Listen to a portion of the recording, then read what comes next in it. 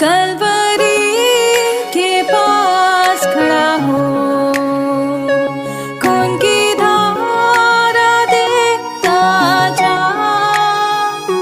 तेरे पापों का यही दाम दिया है मसीह यीशु ने।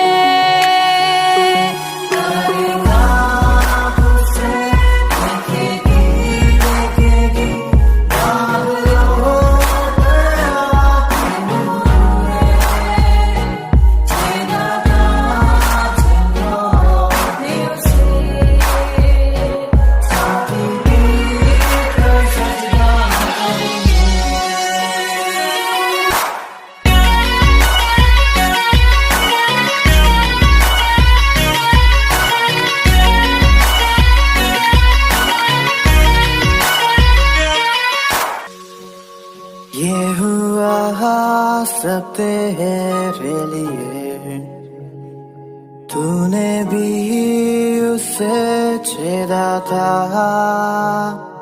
फिर भी प्यार से वो बुलाता,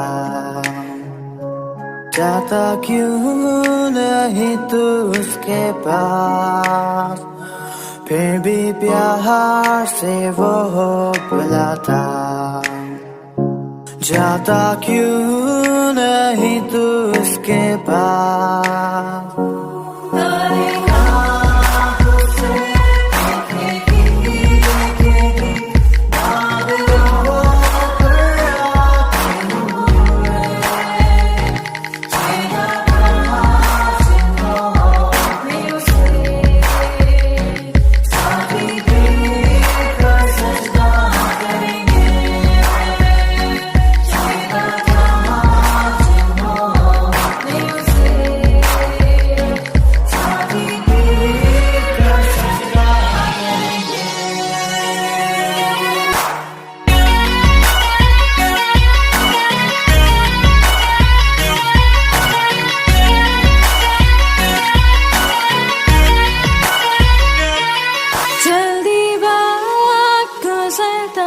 चाहता है, रात अंधेरी आती है, तौबा कर दरवाजा होगा बंद, कुछ ना होगा वे पछताने से, तौबा कर दरवाजा होगा बंद, कुछ ना होगा वे पछताने से।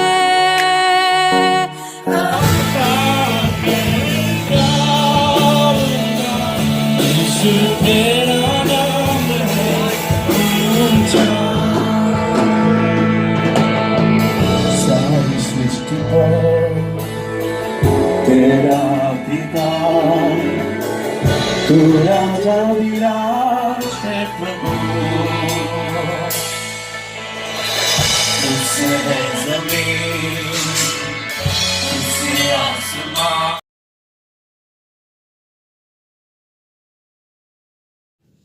हम प्रभु परमेश्वर को धन्यवाद देंगे आज की सुंदर सुबह के लिए कि परमेश्वर ने आज की सुंदर सुबह मुझे आपको दी है कि हम प्रभु के पवित्र चरणों में आकर परमेश्वर की महिमा करें। प्रियो, मैं आप सभी का स्वागत और वेलकम करता हूं आज की सुबह इस मॉर्निंग डिवोशन में, भोर की प्रार्थना में। परमेश्वर आप सबको बहुत आशीष दे। परमेश्वर का हाथ आप पर और आपके पूरे परिवार पर बना रहे। ये हमारी प्रार्थना है, ये हमारी विनती है, ये हम आपके लिए दुआ करते हैं कि परमेश्वर आपको पूरे दिन भर नई शक्ति, नया बल, नई सामर्थ्य दे, ताकि आप जीवन में आगे बढ़ते जाएं और बहुतों के लिए आशीष का, आनंद का कारण बनते जाएं और परमेश्वर की उन उत्तम आशीषों को जो परमेश्वर ने मुझे आपको दी है उसको हम प्राप्त कर सकें। आज का दिन हम सब के लिए शुभ रहे, आज का दिन हम सब के लिए आशीष में रहे, आज के दिन में हम परमेश्वर की महिमा करते चले जाएं। यही हमारी प्रार्थना, ये हमारी दुआ है। प्रभु आप सबको बहुत बड़ी आशीष दे और परमेश्वर का हाथ आप पर और आपके पूरे परिवार पर बना रहे। प्रियो, जैसे कि आपको मालूम है कि हम फिलिपियों के 30 अध्याय का अध्ययन कर रहे हैं और कल हमने 9 पद तक देखा था। आज मैं आपके सामने 10 और 11 पद को पढ़ना चाहता हूँ ताकि परमेश्वर के इस जीवित वचन को लेकर हम आगे बढ़ते जाएं। आज जो प्रभु परमेश्वर की योजना है उसको हम अपने जीवन में पूरा करते चल जाएं।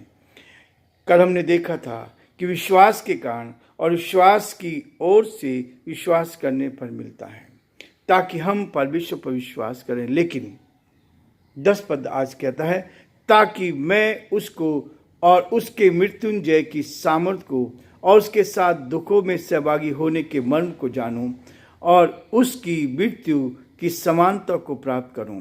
11 पद, कि मैं किसी भी रीति से मरे हुए में से जी उठने के पद तक पहुंचूं। परमेश्वर अपने इस वचन के पढ़े और सुने जाने पर आशीष दे और परमेश्वर का हाथ हम पर और हम सब पर बना रहे, ताकि हम आप परमेश्वर की महिमा करें। हम प्रार्थना करेंगे। जीवते और सच्चे विश्वास के योग्य परमेश्वर, बड़े आदर के साथ, दीनता के साथ, नम्रता के साथ आप जैसे महान परमेश्वर के चरणों में हम झुके हैं। आज की सुंदर सुबह के लिए हम आपको धन्यवाद देते हैं प्रभु, कि सुंदर सुबह प्रभु जी आपने में दी है कि हम आपके पवित्र सिंहासन के सम्मुख आ जाएं और आज की सुबह प्रभु देखने का सौभाग्य दिया। इसके लिए प्रभु हम आपको धन्यवाद देते हैं, आपकी स्तुति करते हैं। रात्रि के मीठे विश्राम के लिए हम आपको धन्यवाद देते हैं कि आपने रात्रि का मीठा विश्राम दिया, इसके लिए भी हम आपको धन्यवाद देते हैं। हम प्रार्थना विनती करते हैं प्रभु हमारे सभी श्रोताओं के लिए, सारे भाई बहनों के लिए प्रभु जो हमारे साथ इस यूट्यूब चैनल पर जुड़े हैं। पिता, बड़े आदर के साथ, दीनता नम्रता के साथ हर एक को प्रभु जी आपके हाथों में सौंपते हैं। हर एक की सुधि ले, हर एक को अपनी आत्मा से भर, सामर्थ से भर, शक्ति से भर, ताकि पिता परमेश्वर हम सब आप में सुरक्षित पाए जाएं और जो आपकी योजना है उसको अपने जीवन में हम पूरा करते चले जाएं। पिता परमेश्वर, हम प्रार्थना करते हमारे प्रदेश राजस्थान के लिए, इस प्रदेश पर आपके अनुग्रह की दृष्टि चाहते हैं, आपका हाथ चाहते हैं। अंधकार की दुष्ट की सारी चालें परास्त की जाए और पिता परमेश्वर यहाँ के मुख्यमंत्री को आप आशीष दें, ताकि आपका हाथ उनके साथ भी बना रहे। इस प्रदेश का संचालन आपकी महिमा के लिए कर सके, आपके नाम के लिए पूरा कर सके। अंधकार की सारी ताकतों को हम यीशु के नाम से प्राप्त करते हैं और प्रार्थना विनती करते हैं। पिता, हमारे देश पर आपकी आशीष चाहते हैं। हमारे सारे श्रोताओं को जो प्रभु जी हमारे साथ इस यूट्यूब चैनल पर जुड़े हैं, हम पिता परमेश्वर सभी को आपके हाथ में सौंपते हैं और प्रार्थना विनती करते हैं। हर एक की सुधि ले, हर एक की मदद कर, हर एक को अपने हाथों में ली, हर परेशानी, कठिनाई, दुख, मुसीबत से बचाई। यदि कोई समस्या में है, परेशानी में, कठिनाई में है, तो आप उनकी सुधि ली, ताकि पिता परमेश्वर वो आपके नाम के लिए पूरी तरह से सुरक्षित रहे और जीवन में आगे बढ़कर बहुतों के लिए आशीष का, आनंद का कारण बन सके। हम सारी महिमा, आदर, गौरव प्रभु जी आपको देते हुए इस प्रार्थना को अपने प्रभु, अपने धारकर्ता यीशु मसीह के नाम से मांगते हैं, आमीन। प्रियो, कल हमने देखा था पौलुस का जीवन कैसा था और परमेश्वर ने उसके जीवन को कैसे बदल दिया। परमेश्वर जीवनों को बदलने वाला है। परमेश्वर जीवनों में काम करता है, हमारे जीवनों को अपनी महिमा के लिए इस्तेमाल करना चाहता है, ताकि हम बदला हुआ जीवन अपने जीवन में देख सकें। पौलुस का जीवन बदला हुआ जीवन था और परमेश्वर ने उसको जीवन दिया।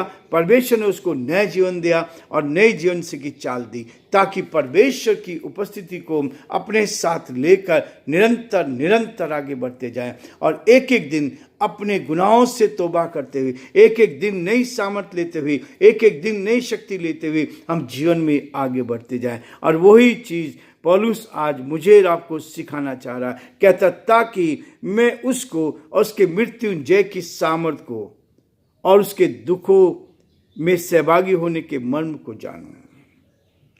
यह है हमारा उद्देश्य। यीशु मसीह ने इस संसार में आकर उस दुख को सहा, अपनी उसके मृत्युंजय की सामर्थ को, जो मृत्यु की सामर्थ उसने ली, उस सामर्थ को लेकर वो क्रूस के ऊपर चढ़ाया गया और संसार के लिए अपने प्राणों को दे दिया।